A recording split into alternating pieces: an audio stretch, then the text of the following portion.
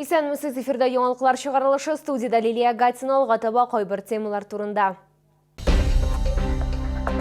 Россия Федерация президенты мәктәпкә әзерләнүгә түләнәчәк акчаны билгеләнгән сроктан алданрак бирергә кушты. 10 000 сумга баланы мәктәпкә җыеп буламы?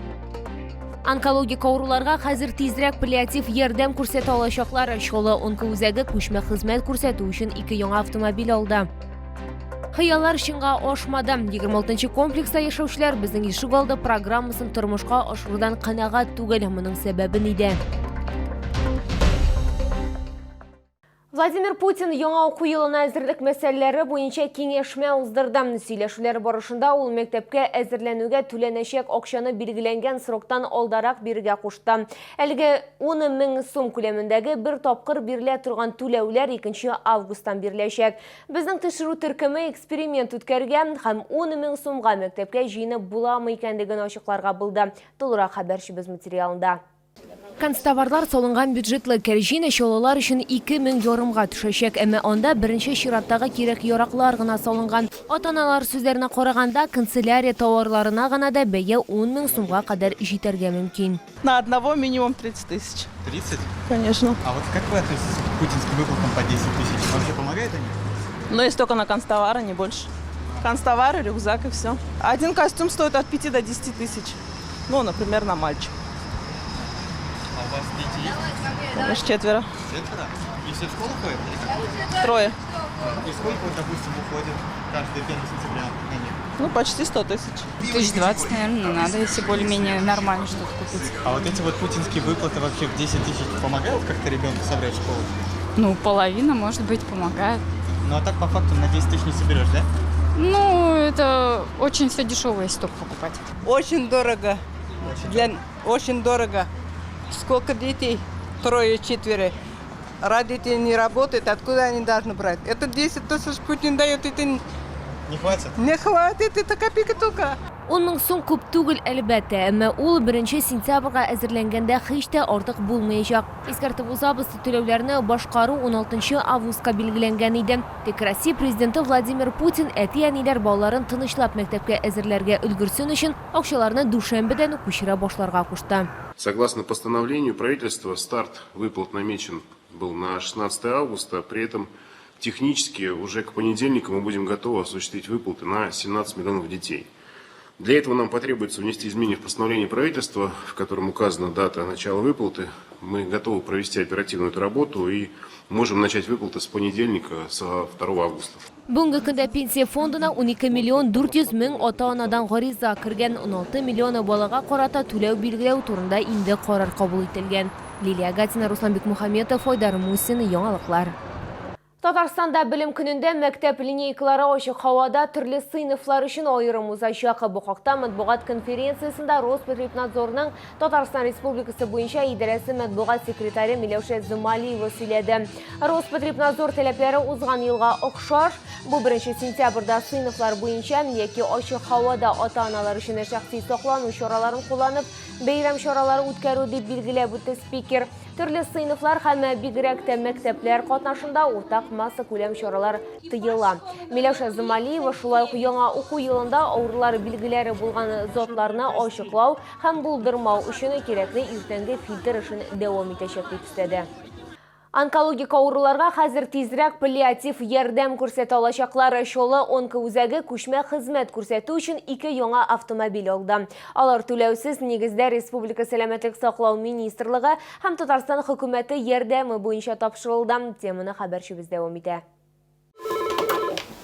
Паллиативная помощь, здравствуйте. Что вас беспокоит? Пациент белән телефон аша сөйләшү нәкъ менә шушы сүзләрдән башлана. Паллиатив хезмәткә килгәне барлык шалтыратулар да язылып бара. Сөйләшүдән соң бригада пациент янына китә. Көн саен табиблар 25-30 тапкыр авырулар янына чыга. Яңа автомобильләр белән алар урынга тиз арада барып җитәчәкләр дип билгеләп үтте Шолы онкология диспансеры баш табибы Алмаз Хаҗиев. До этого были машины Lada Largus, им было по 10 лет, они часто ломались. Эти машины нас приблизили к нашим паллиативным больным. Сегодня на учете в Набережных Челнах стоят порядка 1400 пациентов, которые нуждаются в этой помощи. Bir yıl içinde palliativ xizmat bilgiçleri 5900'ga yakın şoquru qabul etdi. Pasientlarning yaşı türlü, ortaşa 27'den 90'ga kadar hem ondan da ko'proq deb belgilab o'tdilar onkodispanserda. В онкологическом диспансере паллиативная медицинская помощь она направлена на пациентов с онкологическим диагнозом. То есть диагноз должен звучать злокачественного образования любой локализации, до лечения, после лечения. Один из главных критерий то, что пациент должен состоять на учете. Isingizga tushiramiz, inshaalloh Tataristonda Qozon ham Almatdan qo'la onkologiya bilan og'rishlarga planli tartibda ambulator davolash ko'rsatuv bo'yicha ko'chma palliativ xizmat bildirilgan 3-shahar. Liliya Gatsina, Lenar Sultanov, Yangiliklar. Xiyallar şınğa oshmadi. 26 kompleksda yashovchilar bizning eshik oldi programmasini turmushga oshiruvdan qanoat tug'il. O'tirg'ichlar yo'q, qimpushira bolalar maydonchig'ida qo'rqinchsizlik texnikasi maqtanirlik tug'il deysholalar. Bu holni bizning tekshiruv turkumi oshqoladi. Yuriy Stepanovich umri bo'yi injener bo'lib ishlagan, qatlovli aviakonstruksiyalar proyektlagan. Tilasa qaysi proyektda eng muhimi ishonchlilik, qo'rqinchsizlik, onlari endi o'ng'aylilik ham dizaynerlik shishilshlari de ul. Bolalar maydonchig'i bek motor, ammo ul qo'rqinchsizmi ekan deb qiziqsin asholalar. В основном я забочусь о нарушении техники безопасности. Вот. Залазят вот на эти вот, ну, каракатицу какую-то сделали, кто спроектировал такое, и они вот на эти крыши залазят, слезть маленькие никак не могут. Qo'rqinchsizlikdan tashqoliqni bolalar maydonchig'idagi üstlükte bir şey kutilgan rezina yoki gazon jayma o'rinna onda qum tushilgan. Ровно нигде не сделали.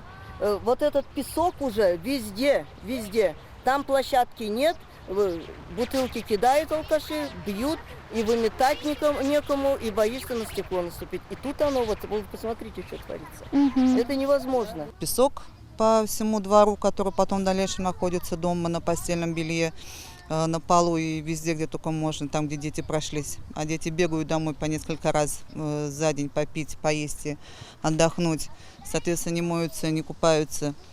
Не нравится, что нет здесь скамеек, где можно присесть, пока дети гуляют, наблюдая за ними. Bizning Ishg'olda Respublika programmasi vakillari haligi problemani hal etarga ham bizga rasmiy javob jibariga so'z berdilar. Shuning vaqtda ishlar davom etdi. Xalq o'zlarining taqdimlarini ham da'volarini qo'ynar liniya telefonina 8-800-275-20-20 nomeri bo'yicha yetkira oladi deb anglatdilar bizning Ishg'olda Respublika programmasi kuratorlari Liliya Gatsina, Roziliya Faxriddinova, Kirill Xabzey, Yangiliklar.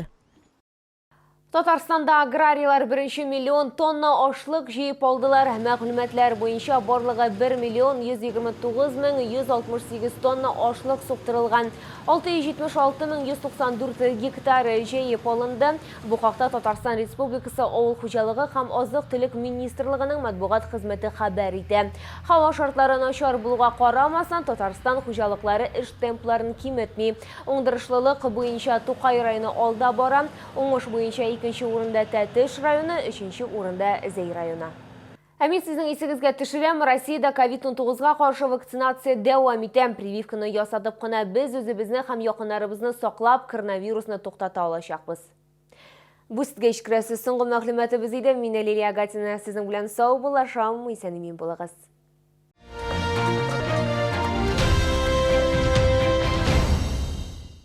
Внимание! Новый магазин «Светофор» на БСИ уже открылся. При покупке на сумму от 1500 рублей упаковка кваса 1,5 литра «Волжанка» либо термостойкая скатерть за 1 рубль. БСИ, улица Старосармановская, 3.